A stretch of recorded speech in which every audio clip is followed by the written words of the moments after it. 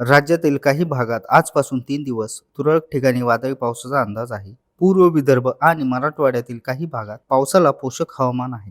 त्यानंतर 2 दिवस पावसाची उघडीप राहण्याची शक्यता असल्याचे हवामान विभागाने म्हटले आहे. हवामान विभागाने आज विदर्भातील यवतमाळ, वर्धा, नागपूर, भंडारा, गोंदिया, गडचिरोली जिल्ह्यात काही ठिकाणी विजांसह वादळी पावसाचा अंदाज दिला आहे. तर विदर्भातील इतर जिल्ह्यामध्ये ढगाळ हवामानासह काही ठिकाणी हलके सरी पडतील अशी ही शक्यता वर्तविण्यात आली आहे. मराठवाड्यातील हिंगोली, नांदेड, लातूर आणि धाराशिव जिल्ह्यात काही ठिकाणी वादळी पावसाचा अंदाज आहे. तर इतर जिल्ह्यामध्ये ढगाळ हवामानासह काही ठिकाणी हलक्या सरी पडतील असा अंदाज आहे. तसेच सातारा, सांगली, सोलापूर, कोल्हापूर, सिंधुदुर्ग आणि रत्नागिरी जिल्ह्यातही काही ठिकाणी वादळी पावसाची शक्यता आहे.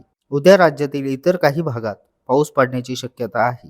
उद्या विदर्भातील अमरावती, वर्धा, नागपूर, यवतमाळ, भंडारा, गोंदिया, गडचिरोली तसेच मराठवाड्यातील सर्व जिल्हे आणि मध्य महाराष्ट्रातील अहिल्यानगर, पुणे, सातारा, सोलापूर जिल्ह्यात काही ठिकाणी वादळी पावसाचा अंदाज आहे. तर मध्य महाराष्ट्रातील इतर जिल्ह्यांमध्ये काही भागात ढगाळ हवामानासह हलक्या सरींची शक्यता वर्तवण्यात आली आहे. रविवारी विदर्भातील अमरावती, वर्धा, नागपूर, भंडारा, गोंदिया, यवतमाळ आणि गडचिरोली तसेच मराठवाड्यातील बीड, परभणी आणि हिंगोली तर मध्य महाराष्ट्रातील अहिल्यानगर आणि पुणे जिल्ह्यात काही ठिकाणी वादळी पावसाचा अंदाज आहे. तर मराठवाडा आणि मध्य महाराष्ट्रातील इतर जिल्ह्यांमध्ये काही ठिकाणी ढगाळ हवामानासह हलक्या पावसाचा अंदाज देण्यात आला आहे.